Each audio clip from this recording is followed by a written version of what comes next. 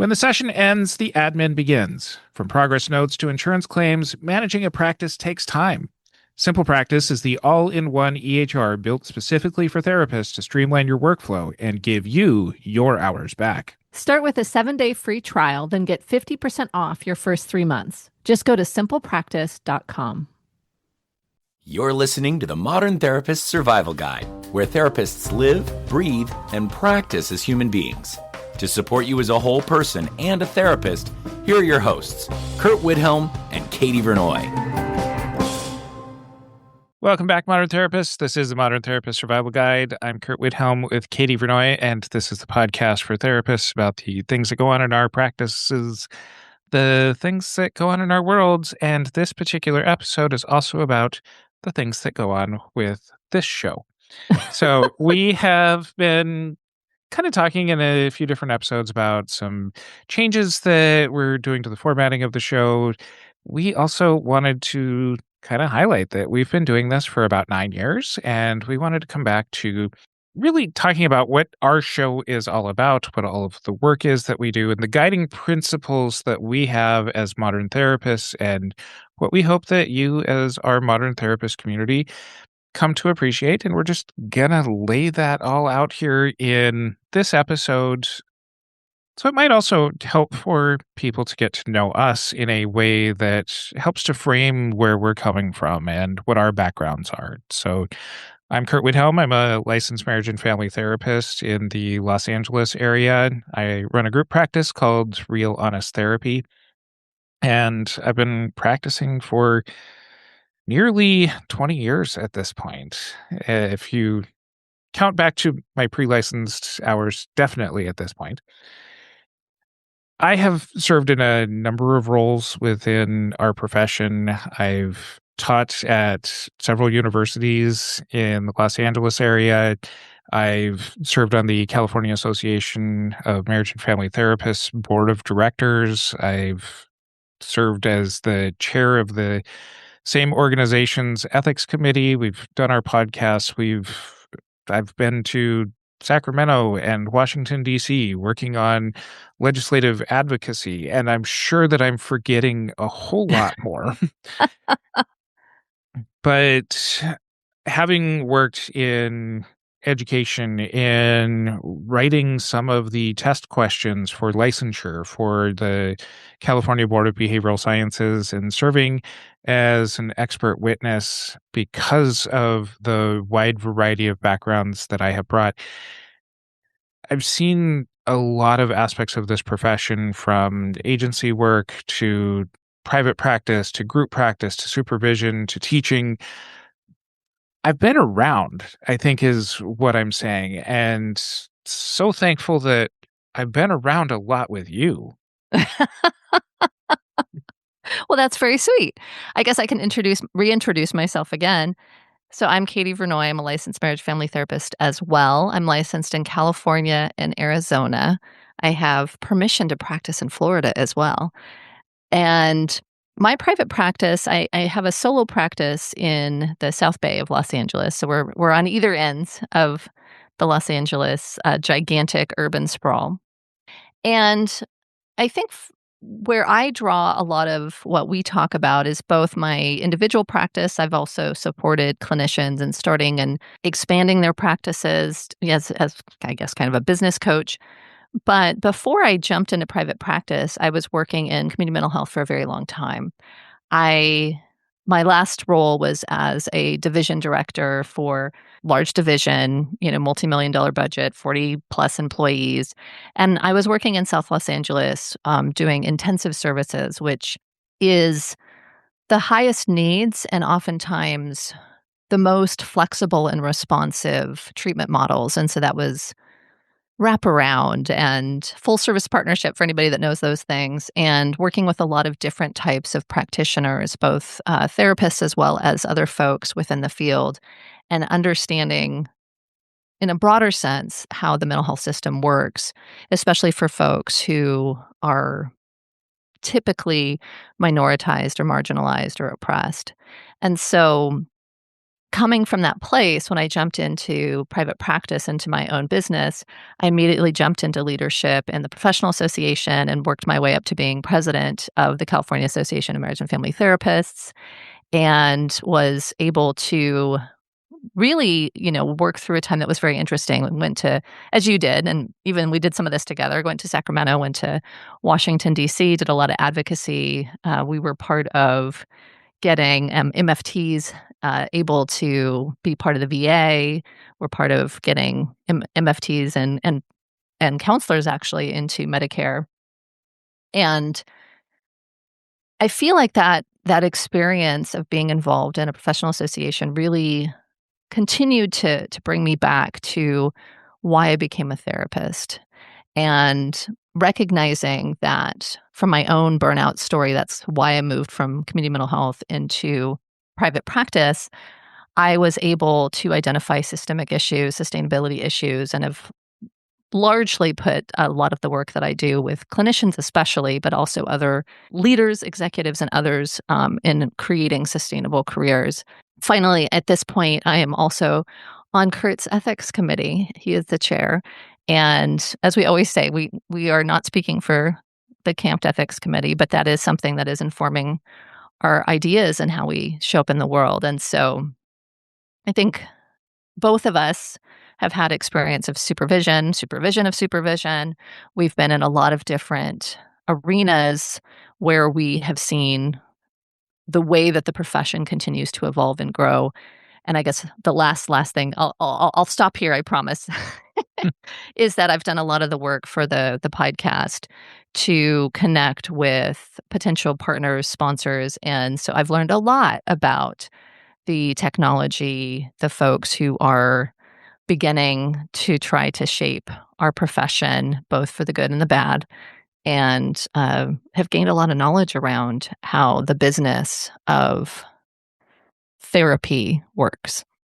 As we've been kind of doing more theme months, doing some more episode sprints, we're going to dive into some of these various topics over the course of some of our upcoming months and shows over the near future, to be able to get more in depth like we have been lately. So consider these the modern therapist standards, principles, and no-goes.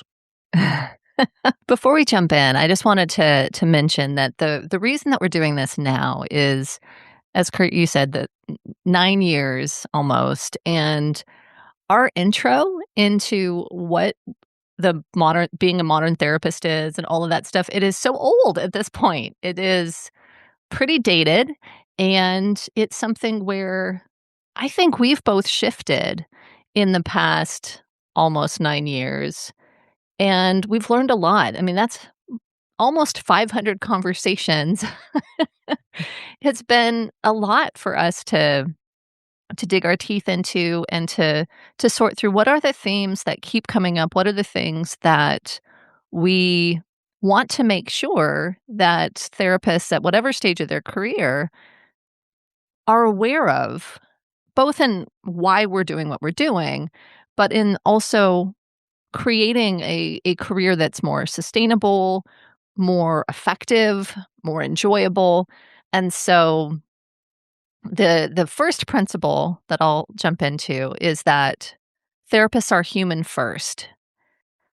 And this almost seems passé at this point because it is such a thing that's been going on in the last several years. But when we first started, it seemed revolutionary that we weren't blank slates, that we could not be blank slates.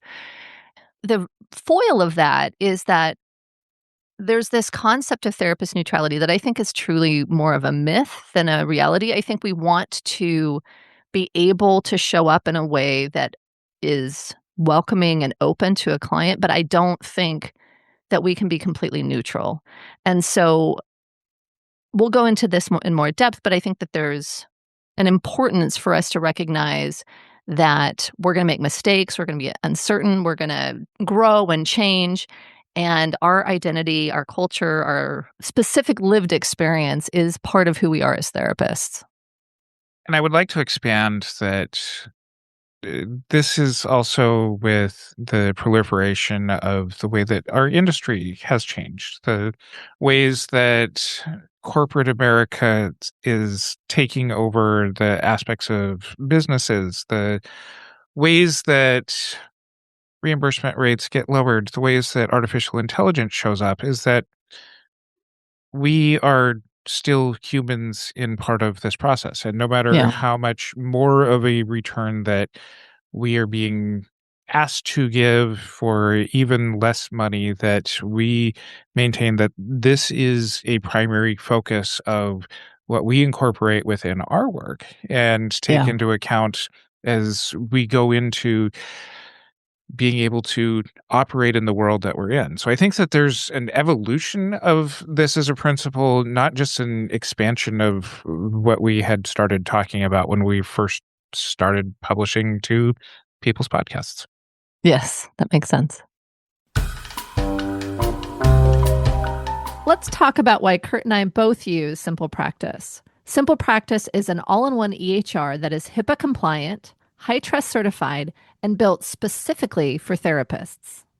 For me, it's the integrated client communication. Messages from clients land straight in the chart, so I'm not copying things over from 3 different apps or emails or trying to remember who said what where. For me, one of the things that saved me gigantic headaches is insurance billing. It was simple back when I was in network, and it stayed just as simple now that I'm out of network doing courtesy billing for my clients. That used to be the thing I dreaded most, and now it just runs. And if you're just starting out or growing your practice, they also have a credentialing service that helps you get paneled independently. It takes the total headache out of insurance enrollment, giving you full autonomy over your own contracts without any middleman platforms taking a cut. If you're ready to simplify the business side of your practice, now is the perfect time to try Simple Practice. Start with a 7-day free trial, then get 50% off your first 3 months. Just go to simplepractice.com to claim the offer. Again, that's simplepractice.com. The second principle is sustainability is a fundamental responsibility.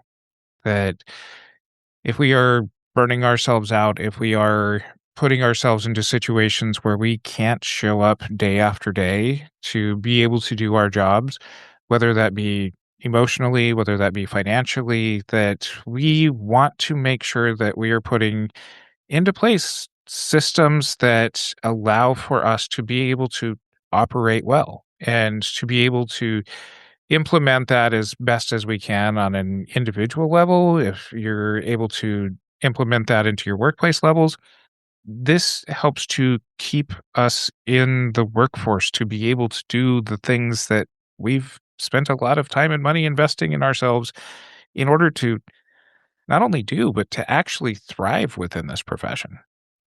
I think the thing that I found for myself that we've put as a no-go is it's very easy to be a martyr, to self-sacrifice, to overwork, to almost pride ourselves on financial instability as markers of dedication or even being ethical in our practice. Like, I will not abandon my clients even if they can't pay me anything, those types of things. And so I'm sure our longtime listeners have heard me say over and over again that we cannot martyr ourselves, that therapist martyrdom, sacrificial helping is absolutely not sustainable and is really a horrible way to practice because you won't be able to keep doing it.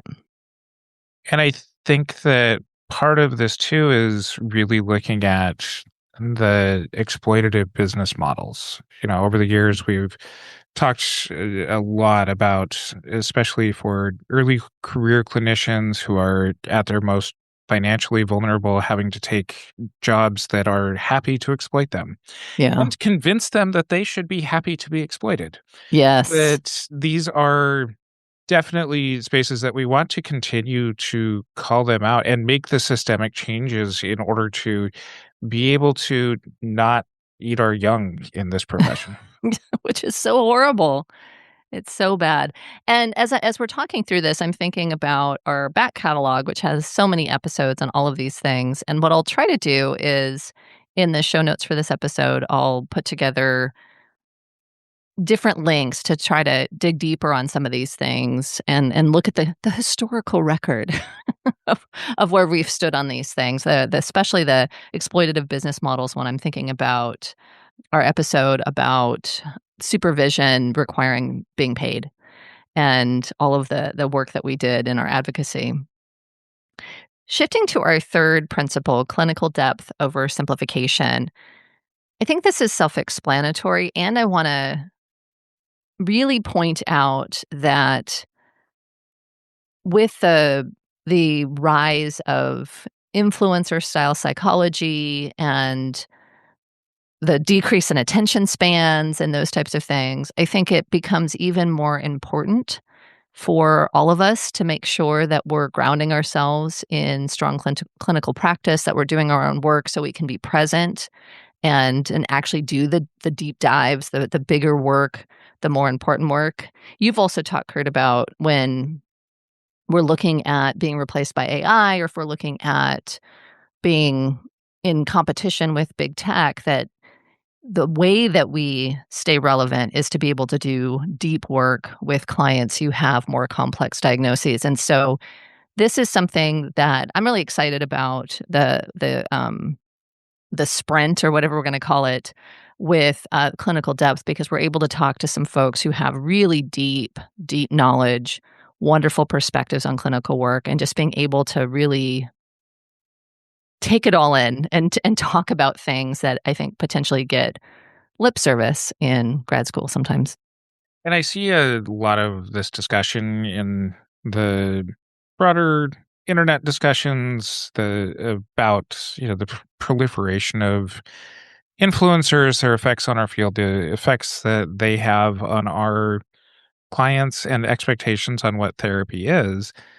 And we engage mostly in long form content on this podcast. Well, we'll occasionally jump into some of the shorter, simplified things for advertisements. A lot of it does point back to our longer form depth pieces. And I think that this is also just our audience's permission that just because somebody's popularizing something in an online media space doesn't mean that you have to. Yeah. There is spaces for success, and just because you're not out there doing whatever the newest dance is in front of some AI generated topics that you point to, that it doesn't mean that you're a bad therapist. It means that you're spending your time not making 8-second reels for likes. Our next principle is something where it felt passé for a while, and then it feels odd that we're having to say this again. Yep. Representation and inclusion strengthen our fields. And we've been on this bandwagon. We've been part of this charge from our very beginning.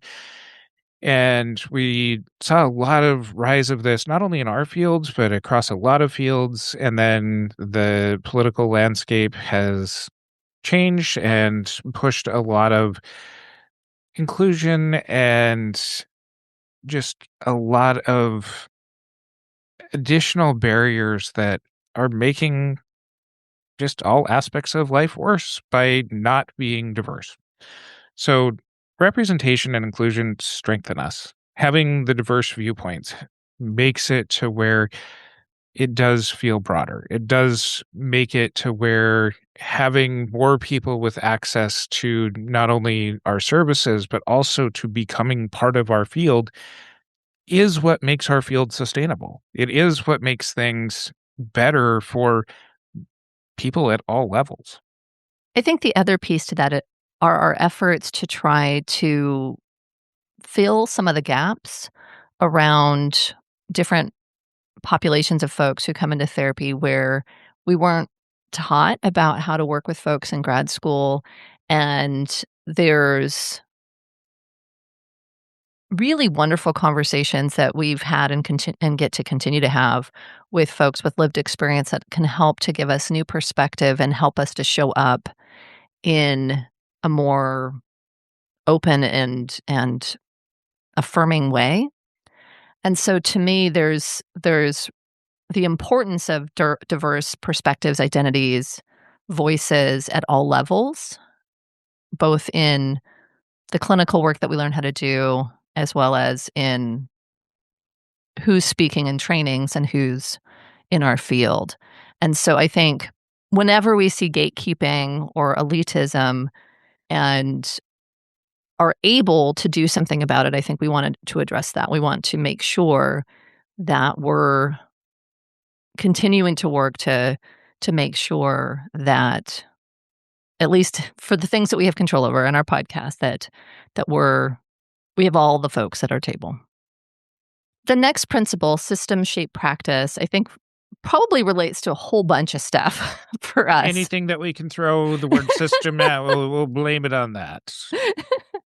But I think if we look at the systems that impact our clients, the systems that impact us, the systems that impact the world and how we operate within it, I think it's really important that we make sure that we are recognizing the systemic influences, because when we don't, it becomes oftentimes the challenge of taking individual responsibility for systemic problems, or the kind of thing where people expect therapists to just self-care their way out of stuff, which is just wrong.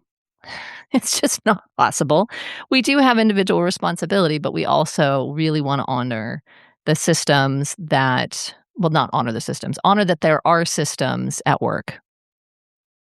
And wherever possible, we work to change those systems, that we take action to be able to try to change the systems. We don't just sit around and complain about the systems that are there, but Yeah. Katie and I do have a long history of advocacy, both for our field, about the clients' accesses that we have to our field, that working on changing the systems does take all of us to be able to bring some united voices together. And when we acknowledge that systems shape our practices, that we also have to work wherever possible to dismantle those systems in order to be able to make things more equitable, make things, better for being sustainable. It's almost like all these principles tie together.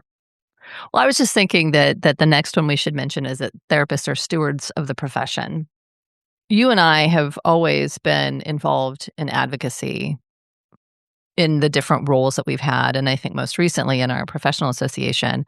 But we have, throughout the podcast, encouraged advocacy leadership and professional engagement without professional shaming or policing. So come together, work towards the profession, and let's call each other in. Let's do the work to make our profession better. Over and over again, I get asked about why I do what I do, and how is it that I'm able to do all of the things that I do. And I think that this is really something where I didn't start by doing all of the things that I do, whether it be ethics committees, whether it be board work, whether it be advocacy and legislative work, that you start by just doing something. And, Yeah.